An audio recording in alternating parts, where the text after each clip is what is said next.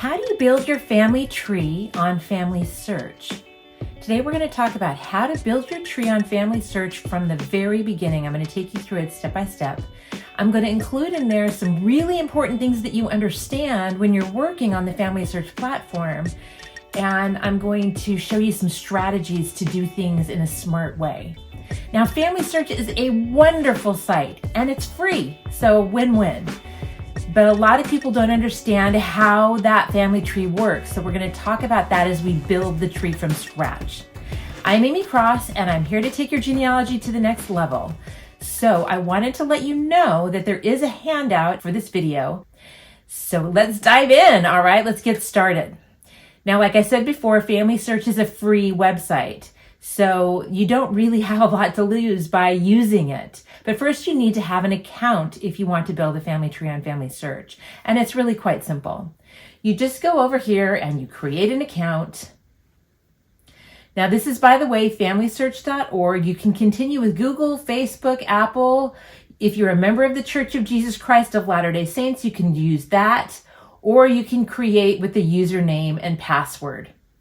And when you put in that information, you also put in your birth date and your, full name. I'm going to create a brand new account so you'll see how this works. So I want to point out that as you scroll down to start your account, you do need to provide an email or a mobile number, and that will be your recovery option as well. It's how you recover your account.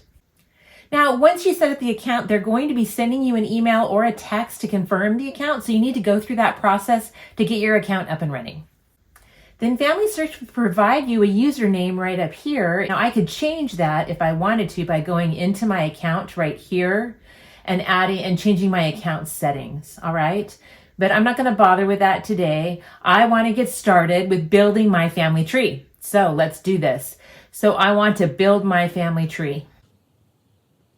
All right, so you start with yourself, but in genealogy, women should be going by their maiden names in your tree.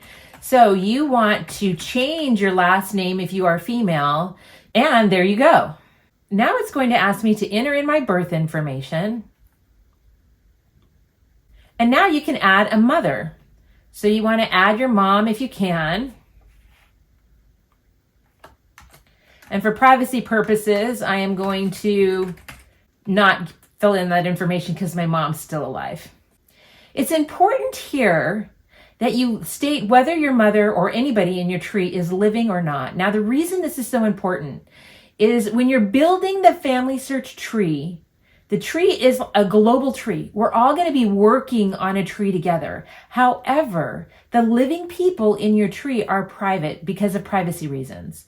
So anybody that's living in my tree, including myself, will not be seen by anybody else on the FamilySearch platform. Just the people that are deceased. So since my mom is living, I want to make sure that I say yes. Now I want to add my father. Now my father was born in about 1940, and I want to choose, this is a standardized, they put this down here because they want you to standardize dates and places if you can. And my dad was born in Los Angeles County, California. And my father is not still living. And then I will put in my father's approximate death date and place. Now, they're asking me if they have already found my father's information. And this is where the tree merges together with people that are already into the tree. So far, I added somebody into my tree myself. Then I added my mom, and those are like private to just my tree. But now, because my father is deceased, I can look at these George Stevensons that they've given me and say, are any of these are him? And if none of them are him, I would say none of these are him. But this one right here is my dad. So if I click this, it says my father's been added. Now, as you can see from my tree, that now all of a sudden my tree is going to explode because all of the other people that have been put into the tree, this community tree, are going to show up. Now, you may not so quickly find people that are already in the tree. And if that's the case, you're just going to continue to add people to the tree. And I'm going to show you how to do that with my mom's parents. So I'm going to add any other grandparents later. Now congratulations, I can go to my tree. And they make a note here. This is a community family tree. People from all over the world have been adding their ancestors for many years. So let's see what it looks like to go to this family tree. Now this is the portrait view where I'm down here, and then if I go up, I see other relatives going up the tree that way. And if I click on one of these arrows, then I can go up even further. If I click on this, then this will show me his siblings, George's siblings, and I see all of George's siblings. Let me show you a couple of other things. I can zoom in or out right here. I can zoom out so I see more of the tree, or zoom in. If I go here, I'll go back to the last person I was working at. Or if I do that, I go to the home person, which will be yourself. There's also some filters here where I can show record hints, research suggestions, data problems, portraits, alternate spouses and parents, and dark mode. If I go into this, we'll see that we'll go into a dark mode. Now there's also several ways to view the tree. So I can view it in portrait mode, or I actually prefer landscape mode. This shows my family in landscape mode where I move out this way in the tree. And I actually prefer this method personally, but it doesn't show the siblings of the direct ancestors. I can also view it in a fan chart. And this puts me in the center of the tree. And then I can see where the tree has been filled out and where it hasn't been filled out. I can show smaller numbers of generations. I can also look at this fan chart by birthplace. This shows the different places that these people in my tree were born. The United States, France, the United Kingdom, or Ireland. I can also list sources. So the darker the color, it means the more sources are attached to the person in the tree. And that's really helpful because you want a number of sources to prove someone's identity, if at all possible. So the more sources, the more confident I can be that this is correct. I can also look at stories, and there aren't hardly any stories anywhere in this family tree. I can look at photos. And this is the same type of thing where here you see there's some photos in here, but these people out here don't have any. And then I can also look at research helps, and this will show me where they see that there may be a problem or where they have a research suggestion, some record hints. Now, what are they talking about by a data problem? Let me show you. If I go here to this person, you can see in red that this is a non-standardized place. And they want to standardize places whenever possible. And that is the data problem. So if I go into this person, I can alter this fact by clicking the edit button here, the little pencil, and I can make this standardized. And this is what they want to see in a standardized location. And then save that. And now that's been standardized. So if I were to go back to my tree, and I can go back to the tree by going to family tree here and going to tree, or I can go back to the tree right here. And it will show you the form that you last had. And as you can see, that red is now gone from William Paston. Now you can also do a descendancy chart, which is the people that descended from a person. But since the chart is focused on me right now, and I don't have any descendants listed in the tree, that's not going to help us. So let me go to George Chapman in my tree, and let me look at the tree from his perspective by hitting the tree right here. Now, if I go to the descendancy chart, we see a lot of information, and this shows all of the children of George. And if there's an arrow button here, then this will open up even further. If there's no arrow, then that means the other people in the tree don't have known descendants yet. But actually, before I go too far, I want to talk with you a little bit about the kind of tree this is. If you're going to spend time working on this tree and you're going to work really hard to find out the information and build out your family tree and discover your ancestors, and you're going to put work and time into this, I plead with you that you use another program that you can connect to FamilySearch in order to keep your information secure. Because as you can see, if I go to this person, anybody can add any information here. And as a matter of fact, you can see that various people have made changes to this tree. And it gives the person that has, and in this case, it's all me, but except for this one right up here. Okay? So somebody else added this information right here. But because of the ability for people to add information, sometimes people get involved that don't really know what they're doing, and they might make a mistake. So if you're going to spend a lot of time working on this, I want you to have some place where you can keep what you know to be secure. Now, you can do that a couple of different ways. You can build a tree on a platform like Ancestry or MyHeritage, but those cost. There are some computer programs that work well with FamilySearch, like Roots Magic. And Roots Magic does have a free version, as well as Legacy Family Tree is another program that I hear spoken of very frequently. This works together as well with FamilySearch. All right, so we're back in the tree now, and I want to add parents to my mom.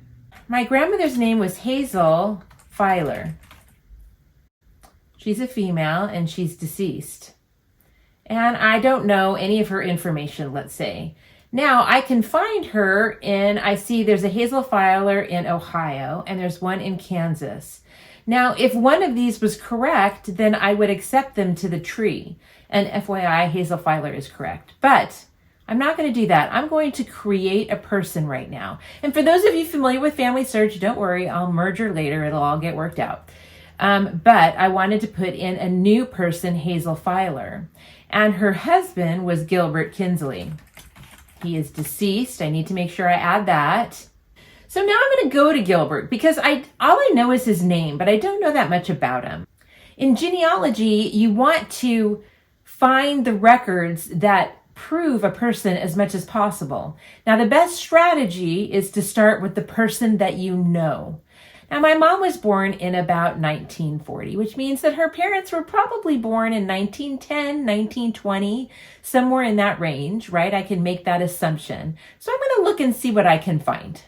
Now, FamilySearch is already telling me that there is a possible duplicate. I can review a merge and I can merge this individual. Now, I have other videos that go into how to merge people on FamilySearch, how to delete them, and other things in FamilySearch. And that's in a FamilySearch playlist. All of my FamilySearch videos are in one playlist. So I'm going to put a link to that playlist at the end of this video so that you can learn more about some of these more advanced features. This is the research help box. And so this is where they're going to tell you if they identify a possible duplicate, or they'll tell you other things like, hey, you're missing a vital event and you don't have any sources for this guy. We need to find out more information about this guy. Now I can search records on FamilySearch. I can search on Ancestry, Find My Past, MyHeritage, Genealogist, Philae, and Google. Now, most of those cost. Ancestry, Find My Past, MyHeritage, Genealogist, and Philae all have a fee associated with them. So if I were to go into one of them, then I would need to pay to use their site. But FamilySearch is free. So I can search the records on FamilySearch. And when I click that box right there, it's going to populate the information that I know about him, and it's going to search for him in the records.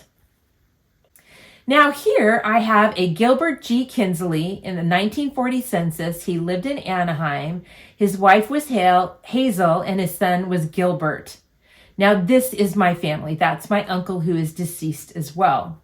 And so I know this is my record because they lived in Anaheim. So I'm going to click on this record. And I'm going to look at the record. Now my advice to you is always look at the actual image if there is one available. So I want to view the original document, and I'm going to do it in a new tab so I still have that other screen handy. Now this is the information in the record that I can look at, the indexed information, which is great, but sometimes it's wrong, which if you find something that's wrong, you can change it right here. But I'm going to get rid of that so I can see this census image a little better. So this is the 1940 census, and I'm looking for Kinsley. Oh, there's the family. They lived at 612, what is the street? South Emily Street at the time. Each census record is different, and you can go up to the top and read what each place was, what it meant. All right, I'm just going to tell you a little bit because this is some of the fun of doing this. You want to look at these records and learn more about your family. This is household 35. As you can see, these go in order. He owned his house, and it was valued at $3,300. Now, this person down here rented their house, and the number that will be next to any rental number is the amount they paid per month to rent the house, $35. Wow, wouldn't that be nice? I don't think houses in Anaheim are selling for that anymore.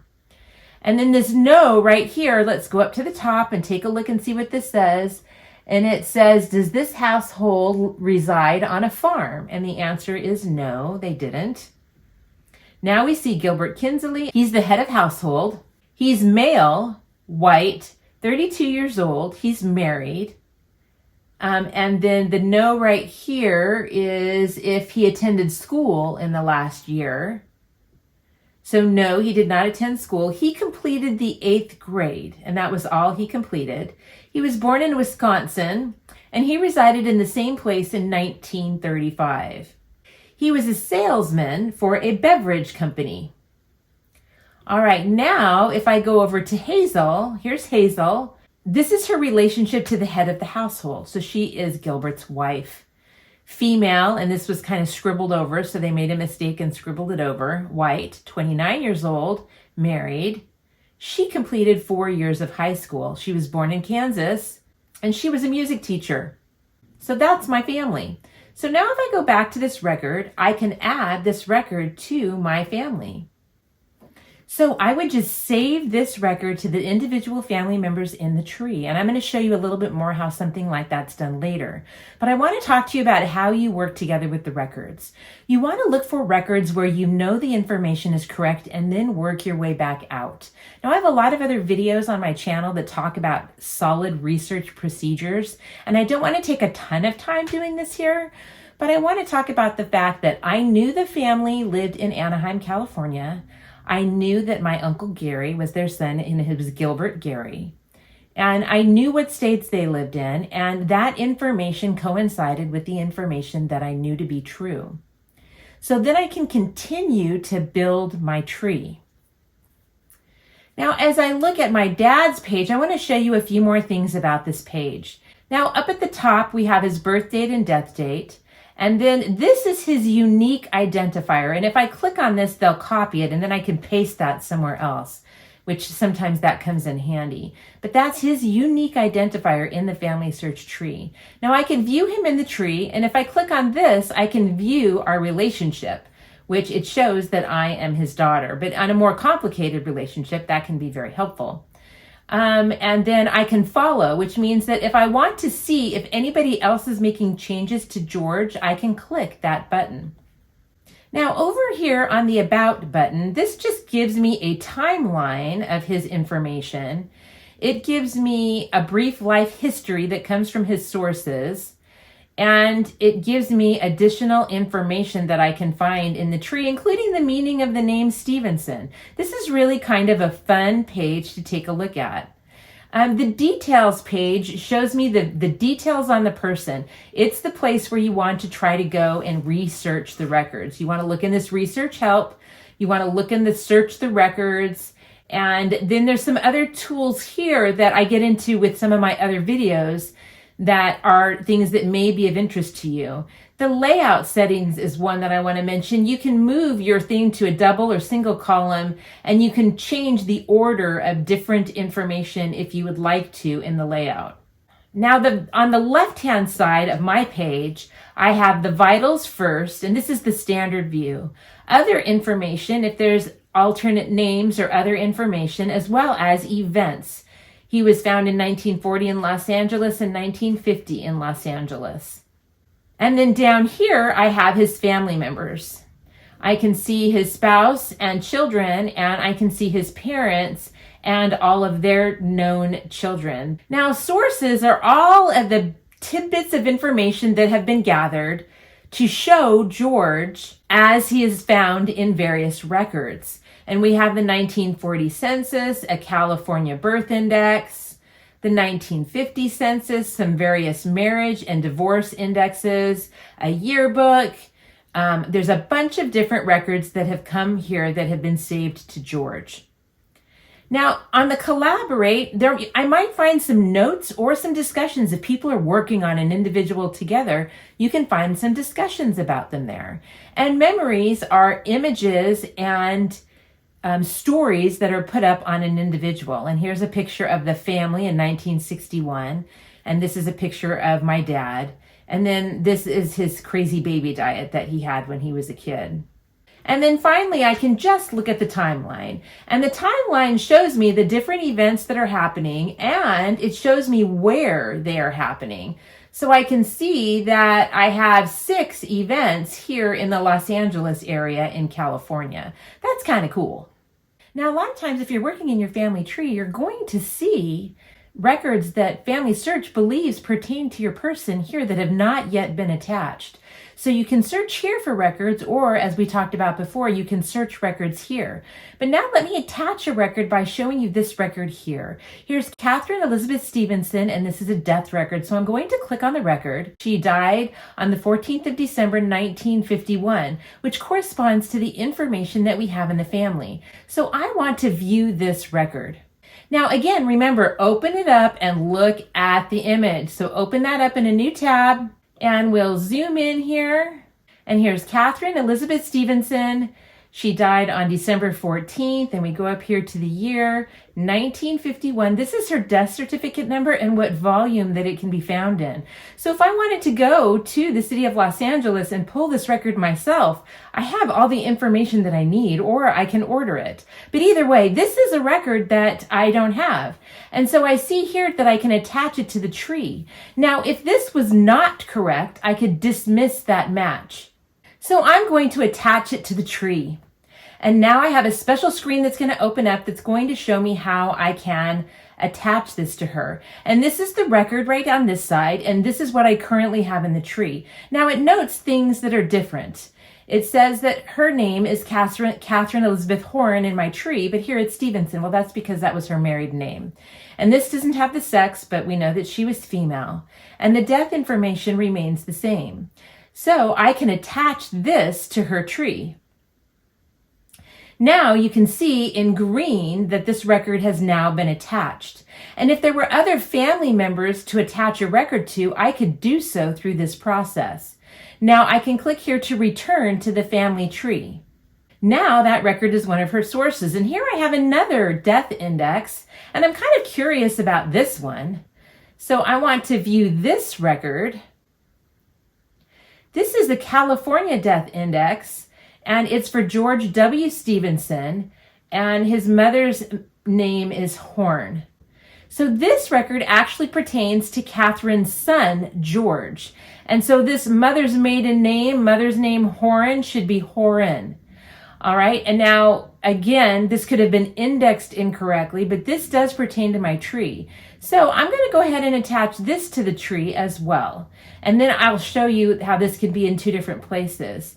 So here we say that the name is different, and I want to put the reason for attaching this source. When it's a little bit unclear, I will add this. Sometimes I add it every time. But this is the death record of Catherine's son, George William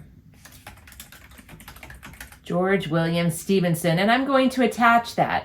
Now you can see that it's attached to Catherine. It was already attached to George right here. Now, if I make a mistake, I can detach a record and then attach it to the correct person. My other videos go into some of that stuff in more detail. So as you continue to build your family tree and gather the records and learn more about your ancestors, you're going to be able to extend your tree. And it is an amazing experience. So enjoy it. This playlist right over here is the playlist that I mentioned before that has other videos that will go over Family Search for you and get into some of the more details and more advanced methods of doing certain things in the Family Search tree. Enjoy and good luck as you build your tree.